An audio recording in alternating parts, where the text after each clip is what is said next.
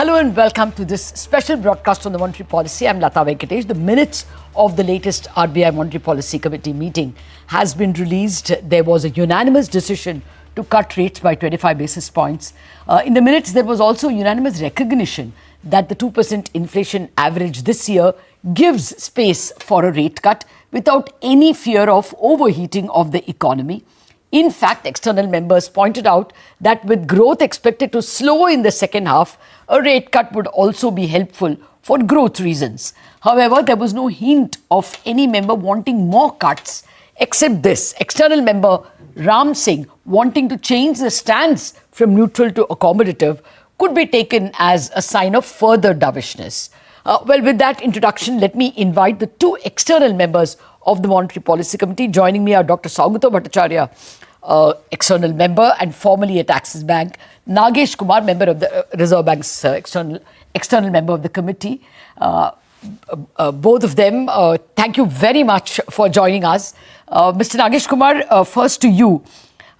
Do you think that growth needs even more support? Because inflation is giving you a lot of space. Even the year ahead inflation, first half, is expected to be 3.8, actually below 4, going by the forecasts.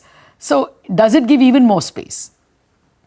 Yeah, well, these Q2 numbers were very encouraging at 8.2% kind of growth, which made H1 to be at 8%, which was, I think, very solid, very robust. However, very soon we got the numbers for October, which showed that the economic activity had peaked in Q2, and there were some moderation of all different trends, especially the industrial sector, the mining, contracting and manufacturing barely 1.8%. So we thought we need to, give some support to growth. And fortunately, the inflation numbers going down further to 0.3%, in October, gave the policy space. And so we thought it is important to sustain the growth momentum carrying through in second half of the financial year with the rate cut, and add to the fiscal initiatives that government has taken, including the export promotion measures and credit guarantee scheme, Yes. etc., etc. Okay. Saugata, what's your sense about, or what was the discussion in the MPC on the external issues? The rupee had already started wobbling from November 15th. We saw a sharp deceleration heading towards 90, even when the meeting was happening. Is not that a worry? Even if monetary policy is stitched for domestic circumstances, is this not a worry? So, Latha, thank you very much for having me on your show. Again, my usual disclaimer that I speak only for myself, not for the MPC. So the question that you asked, I'm going to evade that for the time being. Okay. Obviously, the external situation, the external environment is a factor, an input into the monetary policy decision. But that's only from the periphery. It's not core and central. And there are, as you know, multiple arguments for in an open economy environment, etc. So I'm not going to rehash all these arguments. For me, this time my thinking and actions were totally focused on inflation, much more than on growth. Multiple reasons, because in October itself, the space had opened up because of the low inflation then. The even lower than forecast undershoot of inflation further opened up space. So I thought that was the space had opened up. This was now, as Dr. Nagesh Kumar mentioned, this was the time for acting on that space which had opened up. So what I'm saying is, despite that 8% H1 growth, there are very little signs of any overheating in the system. Capacity utilization remains around the 74-75%. To my mind, to my thinking, inflation overheating only begins around when capacity utilization begins to approach 80% or so. Household inflation expectations remain anchored. Yeah. So all of that, to me, essentially, this was basically a risk management cut.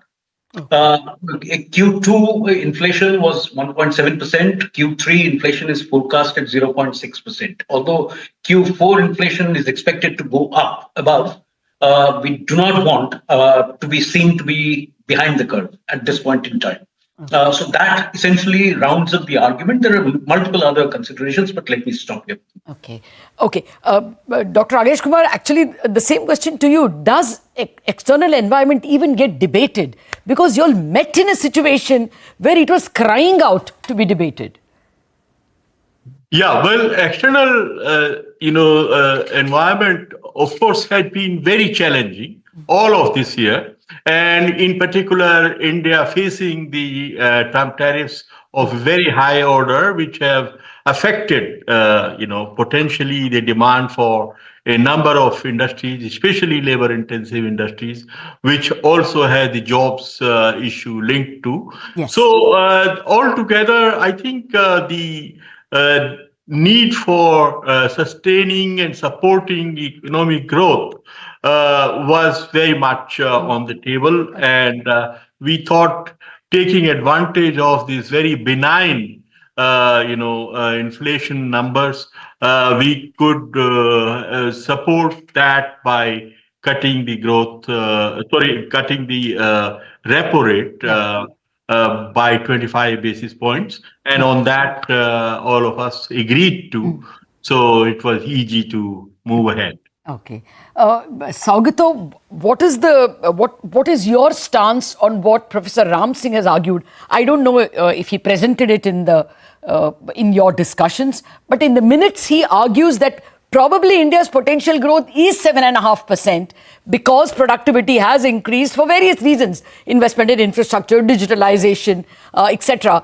And therefore, we should not consider 7.5 or 8 as an unusual rate of growth. That is a standard rate of growth. Is that something that was discussed, and would you buy that our potential growth has increased? So again, I'm not going to comment on anything that Professor Singh has said. These are my own views. Okay. So this gets discussed very intensively. I mean, what are the key risks? What are the risks of overheating, etc.? Are we close to the potential growth?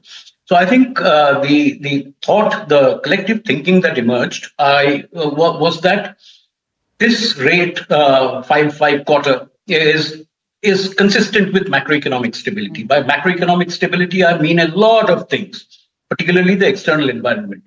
If I can just briefly come back onto the rupee discussion, which is what is encapsulated in macroeconomic stability, in the external environment, etc. This is a hypothesis I'm putting forth. Is that, to my mind, what I have seen in the past, the empirics of the rupee, the Indian rupee is mostly determined by growth, not only peripherally, maybe on the interest rate differential. So I think that was another, but at least I didn't discuss that to any great extent at this meeting.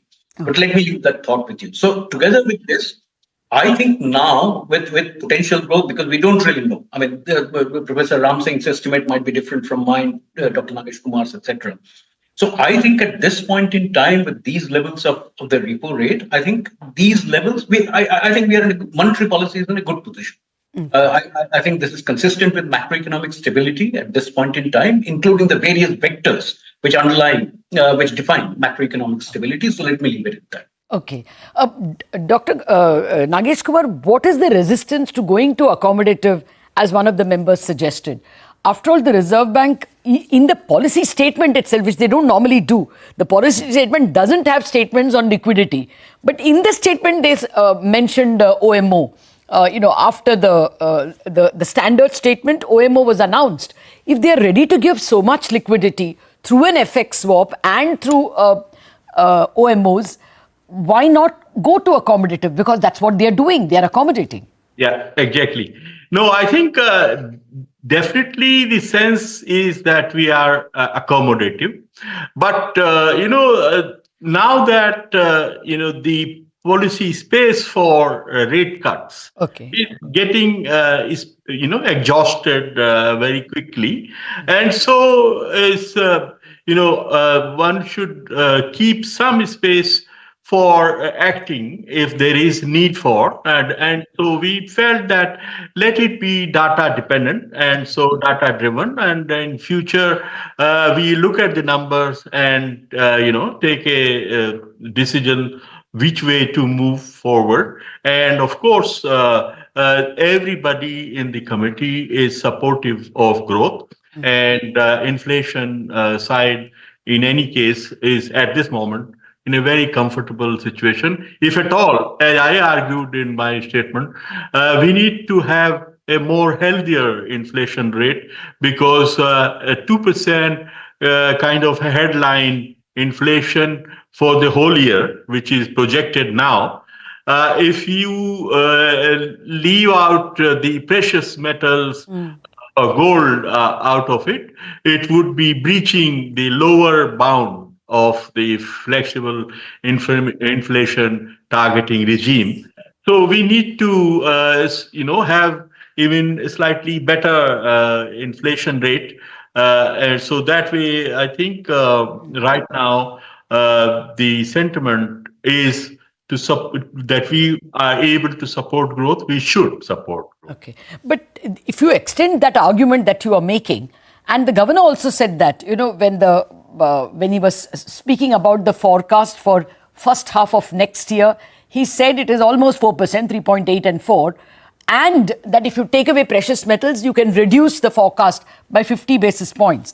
If that is the case, is not that a strong argument for more space for rate cuts? Is that something you would agree to?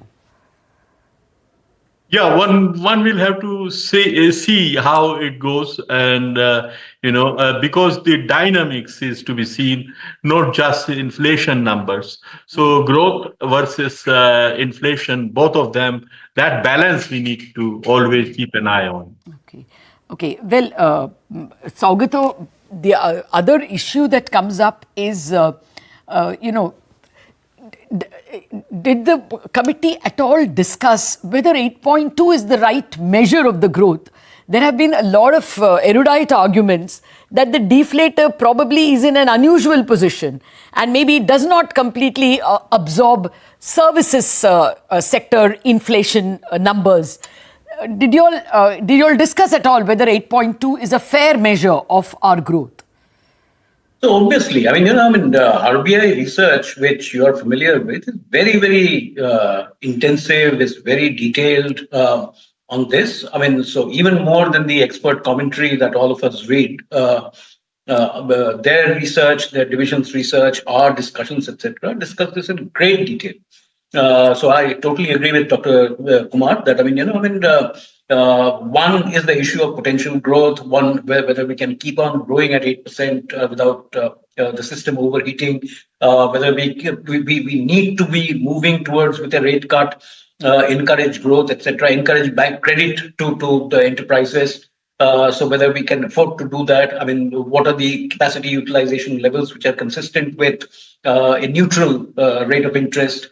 So all of that, I totally agree. So the only thing that I can, and you have the forecast numbers. With 7.3% full growth. No one doubted 8.2 amongst y'all external members. No, so we know the reasons. We know the reasons. There was the base effect of Q2 last year. There was the low inflation, WPI, CPI. Your readers all know or have read about this, what the mechanics are of computing the GDP growth. So extensively discussed. Okay. So, all of this was validated by the underlying numbers. And this is the reason for the forecast, right? This is how the forecast happened. Yep. So, H1, 8% growth, then going down gradually to 6.9 or whatever. So, no, it's just that when we speak to corporates off air, off television, most of them admit it doesn't feel like an 8.2% growth, and most of them admit it doesn't feel like a 0.25% inflation either. When you speak to corporates, Lata are making money. I mean, their profit growth, you would know. I mean, you track this on a daily basis. The profit growths are very, very robust. On the contrary, earnings growth of Nifty companies came in mid-single digits. No. So I mean, all of that. So in the last policy. So this is the whole range of corporates, not just the Nifty corporates. Okay. So profit. Yeah, mid caps have done well. Mid caps have done well. Profit growth is very robust, which is the part which goes into the GVA, the gross value added, the corporate value added. Saugata, one more thing, because in the previous minutes you mentioned it, aren't you worried about savings rate? Savers not getting compensated. Like I told you, a lot of general janta tell you it doesn't feel like 0.25% inflation. They laugh at me, they troll me when I say that inflation is, so low. But is it not unfair to them? They don't feel the impact of low inflation so much. Prices are high. They're just lower than the year ago level. So people feel the pressure of prices, especially services. On top of that, they're not getting really a good return for savings in terms of interest rate. Was that a thought in the policy discussions? No, I mean, you can't really rely on anecdotal evidence in this. I mean, you have the surveys, you have the household inflation expectation surveys. Outside the RBI, you have the business inflation expectation survey from IIM Ahmedabad. So there are these multiple surveys. And exactly as you said, this is the same argument in the US. Okay. Inflation is low, but prices still remain relatively high. Yeah. So that is not an issue at all. Okay, fair point. Running out of time, Dr. Nagesh Kumar, was there any discussion or worry about the new base year and the new series? I mean, the RBI is making decisions, all of you are making decisions based on a forecast, which may look very different when the new series comes. Did you get any hint, any help from MOSPI as to what change will those new series make to the inflation number? Will it look like 3.8 and 4? Will it look much lower, higher? Anything, any hint you got? Yeah, well, no, at the committee, I think we didn't have enough information about new series. And so obviously there was no discussion. Of course, everyone is looking forward to the new series of GDP as well as of CPI. And as an economist and what one is reading, one would expect that the basket of consumption will undergo some updation. Okay. And maybe that will make it slightly more robust than it has been, because right now the weight of food products is extremely high at about 46%, which tend to be very volatile. And so over time, the consumption basket of people in India had changed, and so that should be reflected. So I would expect that the new series would have greater stability in terms of day-to-day fluctuations. Yeah. Yeah. Okay. Saugata, I'll give you only a time for a monosyllabic answer. Any scope for further cuts? It's wait and watch, as Dr. Nagesh Kumar mentioned. I mean, this has now to be data dependent. I mean, it's very, very dependent. Data dependent, so both of you are not ruling it out, and that's exactly what the governor said in the press conference. Thank you very much, Saugata Bhattacharya and Nagesh Kumar, for helping us understand the minutes better. That's it on this edition of a special look at the minutes of the RBI Monetary Policy Committee. We're going to a break. More news and updates lined up for you.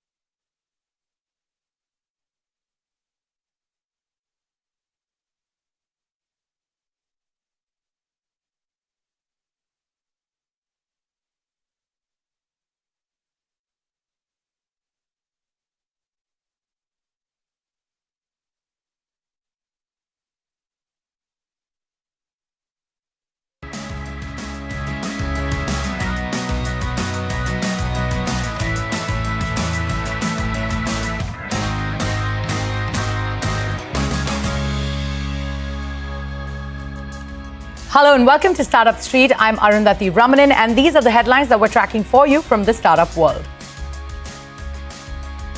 Flipkart acquires a majority stake in MiniVet AI, an AI ML solutions provider to enhance generative AI capabilities for e-commerce. The move aims to create interactive, immersive shopping experiences with AI-driven video and advanced product discovery. Blue and grey collar job portal Work India raises 97 crore rupees in a Series B funding round. Existing investor BNext Capital participated with a 22 crore rupee contribution, while Avishkar Capital invested 75 crore rupees in the round. Industrial B2B solutions provider Magma has bagged $3 million in additional funding. This brings their total for this investment round to $8 million, contributing to an overall funding of $11.3 million from its existing investors, Capria Ventures and others. MobiKwik appoints Navdeep Singh Suri as chairperson, succeeding Upasana Thakur to boost governance. The company said the appointment aligns with best governance practices by ensuring a clear separation between the chairperson and executive management, enabling independent oversight and effective decision-making. TikTok's parent company ByteDance signs binding agreements with investors to avoid a ban in the US. Half of the joint venture will be owned by a clutch of investors, including Oracle, Silver Lake, and Emirati investment firm MGX.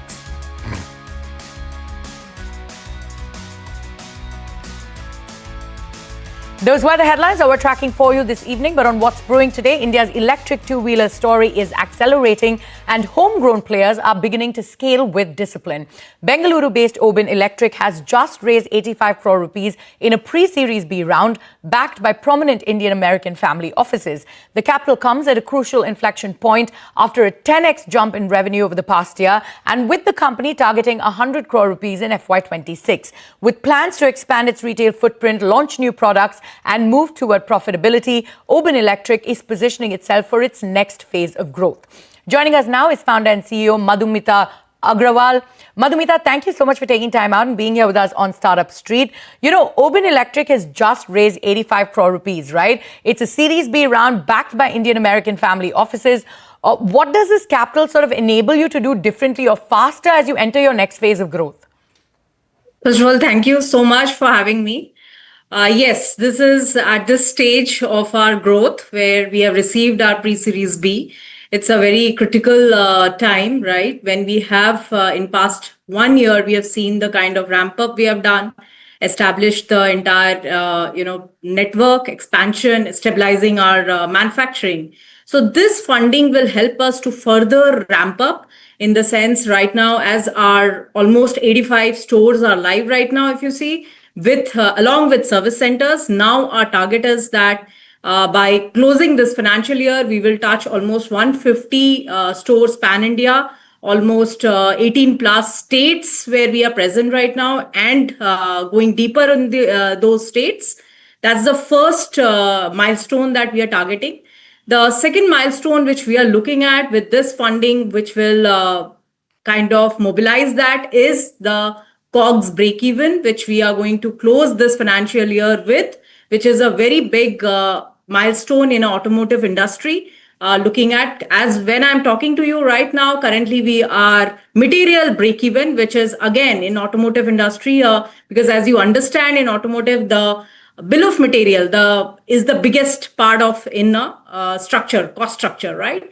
So I think right now we are at a break-even at the material margin. Now we are moving towards COGS, which is a very big milestone for us. And definitely in next 2 years, we are planning to have 500 plus stores along with service centers. And that is what we are looking forward to. And I think this investment, pre-Series B, which has come in right now, is very, very at a critical stage where we are moving towards profitability. CY27, another very big milestone, which we are marching towards. Sure. Which for next year, our target is. Absolutely. And we'll go into detail with that. But you've sort of delivered this 10x revenue growth in just about 12 months, right? So if you could talk to us about what changed on the ground, from customer adoption to execution, what helped Oben reach this sort of inflection point? Take us through the demand picture that you're seeing for your products. Yeah. So if you, as you understand, we are sitting in a motorcycle market, right? India is a large motorcycle market. But yes, electric motorcycle has just started to take off with, a lot of announcement happening. And we are having Oven Electric is having a